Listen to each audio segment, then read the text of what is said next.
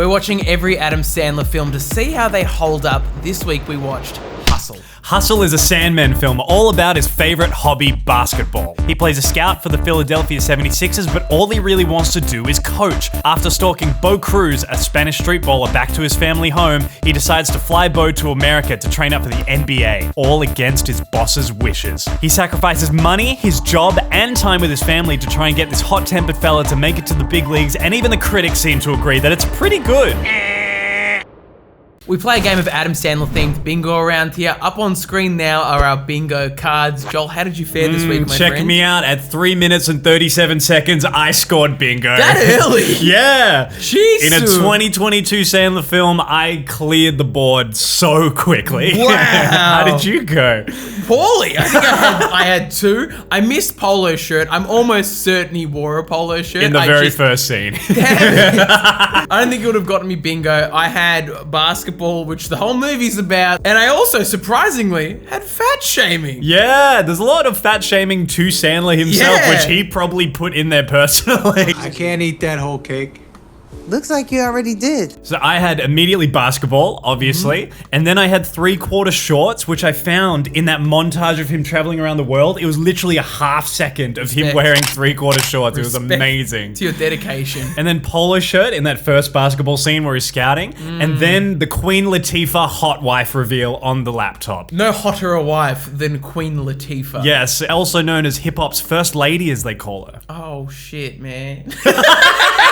Firstly, I'm excited to do this review for a couple of reasons. One, I've been playing basketball since I was 6, and I'm still heavily involved in the basketball world in a professional level. Joel is not sports. Yeah, literally not sports at all. So it was really Yeah. cool how they shot this movie and how Yeah. it puts you in the visceral nature of the game. So I really found a lot of enjoyment watching basketball in this cinematic format. That's exciting to hear because this movie is so tailored to hoop heads in general. Yeah. They had everything down to Mark Cuban, who's owner of the Dallas Mavericks. They had almost every single big basketball player you could think of was in this movie, especially a lot of the newcomers coming up. And a big thing I wanted to note, well, two big things, was Bo Cruz, the actor of Bo Cruz, is a professional EuroLeague player. Who I believe currently is playing for Greece, but is a Spanish player, plays for the Spanish National League. So they took a big chance on giving an actual basketballer the lead cred. Also, the movie's produced by LeBron James.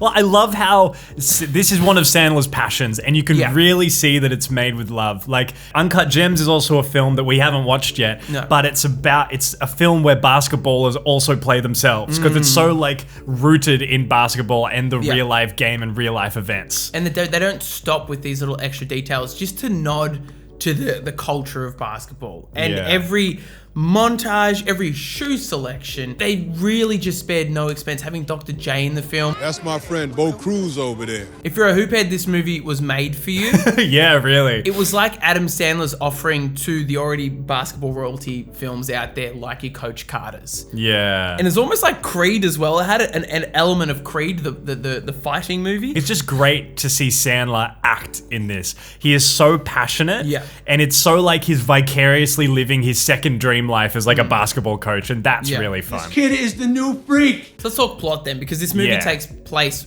primarily within a month. So we start the movie out where Adam Sandler is scouting overseas. That's his main job. He's a scout. It established a really nice vibe and then comedically put us into the world. This is accurate. You're 22 years old. Yes, I'm 22 years old. It started, and when it kept going, it had a grown-ups vibe, because the basketball coach of the Philadelphia 76ers passes away and kind of passes his legacy on to Sandler. It's like, you've got to be the assistant coach now. But his son, Vinny, is in charge, and he's just such a dog. A nepo fuck. Such a nepo fuck.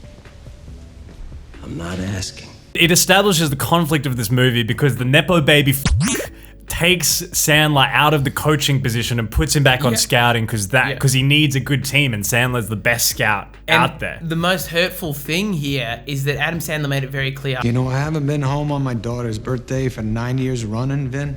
That hurts. And Vinny uses that against him immediately. The guy's a dog. F Vinny, man. Yeah, I legitimately hated that guy. But it leads to Sandler going and finding Bo Cruz in Spain. Yeah. He brings back to the team, is like, this kid's amazing. And Vinny's the one who says, It's not gonna happen, Stan. Shoots him down immediately. And also belittles Adam Sandler. Adam Sandler also has a habit of kind of pressing at Vinny a bit. But that's because Vinny's a shit manager. one of my big highlights of this film is when he brings Bo Cruz back Yeah. anyway against his manager's orders. Yeah. And his manager still says, I have to pick up the tab on a Spanish kid, Stan. I'm not interested. I never asked you to pick up the tab on him, Vincent. Quite frankly, I'm not interested in working for a smug, born-on-third fucking bitch. Kiss my fat ass and fuck your 5-star hotels. I quit. he's so fiery about this player that he found, and I can just see Sandler in there being so passionate about ball, and it was just really fun to watch. I was so on board from that moment in the movie. And the beautiful hook here is we understand as an audience now that Adam Sandler is completely footing the bill for Bo Cruz to be over here, and Adam Sandler's doing everything in his possible realm to get Bo to the NBA, which means footing this massive financial bill. I was trying to do the maths as I was watching the movie. Yeah. Flights alone, plus the amount of food you'd have to fund this kid, plus court bookings, coaches. They also mentioned they'd love you to stop with the porno. Porno? It wasn't me. Easily upwards of 20K that Sandler was footing this bill just for a month of training for this 100%. He put it all on the line. Where this really turned around for me was when they were actually shooting the basketball, because to me, like, watching sport, I'm not about it. Right. But the way they shot the basketball games, like, they used actual POV shots to, like, get in the mental states of all these characters. Shot it like a full-on action scene, and I thought it was great. But it wasn't High School Musical POV where you realize these guys don't know what they're doing with basketball. It's that Coach Carter-esque, really well filmed action sequence that still makes you feel like you're watching a basketball game, but everything is so beautifully heightened. Can we talk about the montages as well? I've never seen so many montages, but they were all so intricately done, and there was still some creative flares within the montage where they actually, you could see there was foresight here to go, we're gonna pan underneath a rolling tire. Yeah. And that's only gonna be a second of a shot, but it's still, we're gonna use it. It was brilliant. Yeah, and it was like, you'd think the montage trope in a sports movie will get old, but they somehow managed to, like, it's flavored up, and it feels so homegrown and nice. It incorporates, like, some footage that the daughter was taking of them while training, which had a bit of grain on it, which was cool. That was and sick. Even when Adam Sandler was driving up the hill to get this guy to run up every morning, it was just like they had the camera operated just on the dash and, like, panning it to Adam Sandler. It felt so homegrown. That's it, stay strong. I love the depiction of a player's mentality being one of the most important parts of basketball, because it is. And they use that as the full slump of the film, where Bo wouldn't run up the hill, where he was failing at training, and we get that beautiful payoff in the end, where Bo not only learns to run up the hill fully at pace, but then continue it. That's it, brother! Yes, sir! Minute 44 with room to spare, baby, yes! The friendship formed by him and Sandler is beautiful to watch. It really was lovely. And again, I have to note that that's a basketball player and Adam Sandler, two people that you're not fully known for their acting prowess, crushing. Yeah, it's awesome. Right after the training montage, we get into something else I really respected about the film, is that it doesn't go the directions that you think it's gonna go. No. This entire time, Sandler has been lying to Bo Cruz about him, like, being in the Philadelphia 76ers. He didn't know that Sandler was paying him out of his own pocket to train privately to, like, take a chance on him later. Yeah, how flimsy this deal was, because he left his daughter and his mum, who's financially providing for, back in Spain. It wasn't a gamble, it was a short thing. Over, you and me's over. And the direction it takes is awesome. That he gets into the combine, who's playing this game, and you're thinking, this is the moment of the redemption. This is the moment he's going to get in the NBA. But then he still lets his mental fortitude crumble at the sight of this rival of his.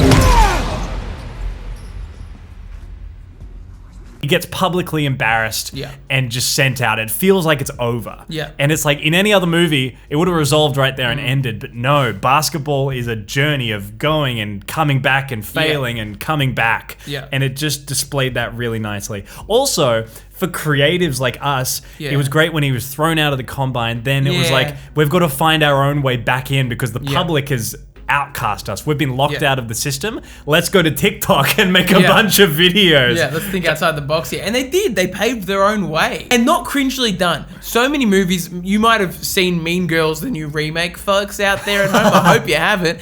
They really lent heavily on the whole social media world. Yeah, and did right. it in the cringiest way. Okay. And it, like emojis flying on the screen, everyone live streaming. It was just so overdone. Yeah, but like the Yuck. other montages in this movie, it somehow feels fresh and new Yeah. and unique. Even though, like, Yeah. to some extent, it kind of isn't. No. But it's just utilized really well here. The filmmaking was great. It didn't feel dated. So we keep progressing with this plot. It finally gets him a second chance at a Hush Hush combine. And Cruz goes out and does the magic thing. And that was truly wonderful to watch. That was a lovely payoff. Yeah.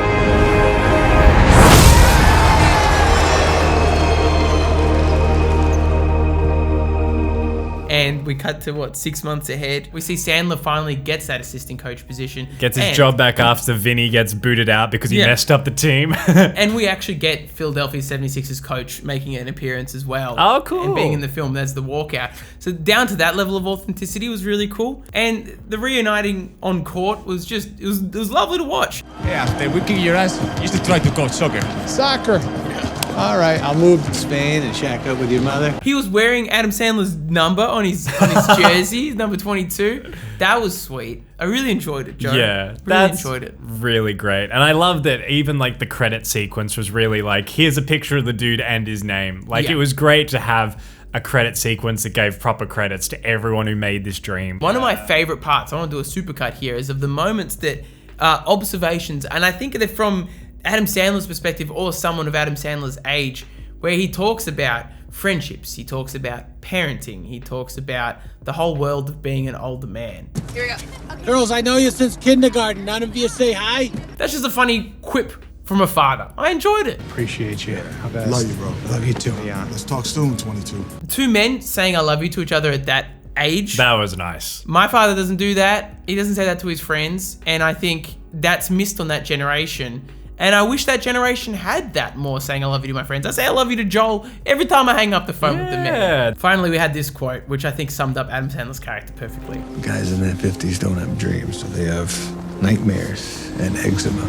Yeah, they ain't dreaming anymore. They're scared of growing old.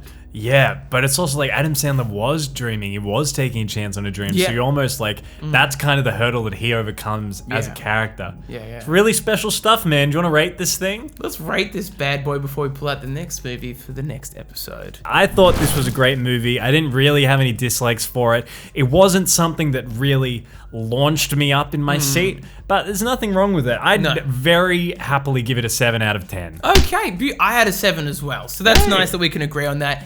Because it was a very good film, but it wasn't at that Coach Carter level of greatness where you really felt you wanted to cry, you wanted to hug a player. This movie didn't quite have that. Even though the training montages were fun, didn't have that feel, that real. Yeah. But it was still a great addition to the basketball universe. Yeah, I'd be keen to see Adam Sandler do more basketball. I would too. Shall we draw next week's film, sir? Let's do it. Hey, make sure to subscribe so you don't miss the next one, because the next movie is Pixels 2015. Shit. Hell yeah, Oh my baby. God. Oh, no. This is going to be good for bingo, I just know it. Oh, I'm not looking forward to this shit. I remember liking Pixels, but now I'm realizing I'm going to feel guilt because there's going to be so many references that just aren't cool today. Great. I can't wait. Hey, make sure to tell someone that you love them today. Bye. Bye.